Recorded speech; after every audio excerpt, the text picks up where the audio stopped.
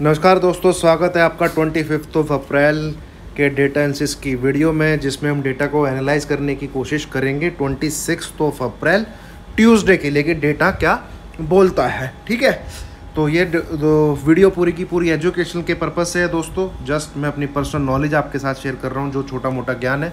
आप बाई और सेल करते हैं, मैं कोई एडवाइज़र नहीं हूँ, तो आपसे दरख्वास्त है किसी सेबी रजिस्टर्ड फाइनेंशियल एडवाइज़र से ज़रूर सलाह लेके करें। मैं कहीं से भी आपके प्रॉफिट एंड लॉस का जिम्मेवार नहीं हूँ। डीमैट अकाउंट आपका, अंगूठा आपका, बटन दबाना आपको है, लॉस एंड प्रॉफिट्स के जिम्मेदार भी आप ही हैं। अब आइए देखते हैं क्लाइंट क्या करके गए हैं। क्लाइंट जो है बेसिकली कॉल भी बाई करके गए हैं, पुट भी बाई करके गए हैं, स्टॉक फ्यूचर निकाल के गए हैं, तो टुवर्ड्स थोड़ी सी बियरिश पोजीशन है इनकी। हालांकि कोई क्लियर इंडिकेशन है नहीं। हाँ, पुट अच्छी खासी निकाली है और वो नेट बेसिस में इनकी राइटिंग में थी, तो वो देखना पड़ेगा भी बची कितनी है इनके पास। एफआईज को देखें तो स्टॉक फ्यूचर बाई में करके गए हैं, इंडेक्स फ्यूचर इन्होंने सेल किए हैं, कॉल निकाली हैं और पुट भी निकाली हैं। तो डेटा ऐड नहीं किया, डेटा इन्होंने निकाला ज़्यादा है, तो नेट बेसिस पे ही देखना पड़ेगा कि एफआईज कहाँ खड़े हैं। प्रोज को देखें तो प्रोज थोड़े से बुलिश है, थोड़े से नहीं, प्रोज ठीक ठाक बुलिश है, अच्छी खासी पुट राइट करके गए हैं। चलिए नेट बेसिस पे ही देखते हैं हम लोग। डीआईज ने भी स्टॉक इंडेक्स फ्यूचर बाई किए हैं थोड़े से, अरे बढ़िया है भाई। चलो आइए नेट बेसिस पे देखते हैं दोस्तों, वहीं से क्लियर इंडिकेशन मिलेगी। ये डेटा नेगेटिव है, इसमें कोई दो राय नहीं है। एफआईज ने अपनी जो इंडेक्स फ्यूचर की बाइंग को जो है बढ़ा दिया है और रिटेलर जस के तस जहाँ थे वहीं खड़े हैं। तो इंडेक्स फ्यूचर के बक्से पे जो टिक मार्क है वो है सेल साइड का, बियरिश पोजीशन है।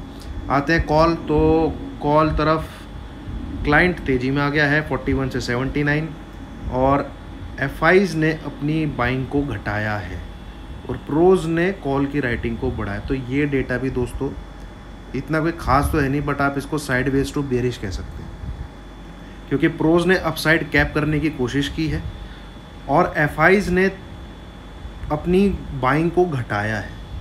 तो जो मार्केट चलाने वाले प्लेयर हैं वो तो तेज़ी में नहीं है कॉल को देखते हुए, और क्लाइंट ने लॉन्ग कर लिया, तो ये डेटा साइडवेज टू बेरिश है।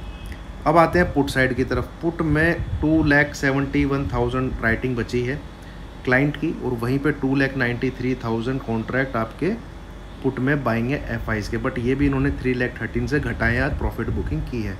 और पुट की राइटिंग में आ गए हैं प्रोज, पुट की राइटिंग में आ गए हैं प्रोज। अगर आप नेट बेसिस में मुझसे पूछें इस डेटा के बारे में, नेट बेसिस में, तो वो अभी भी नेगेटिव है।